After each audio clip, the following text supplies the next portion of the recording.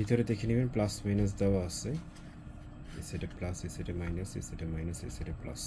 4টা ব্যাটারি লাগবে, অথবা চাইলে অ্যাডাপ্টার দিয়ে ইউজ করতে পারবেন। সাথে অ্যাডাপ্টার দেওয়া নেই, অ্যাডাপ্টার আলাদা নিয়ে নিতে হবে।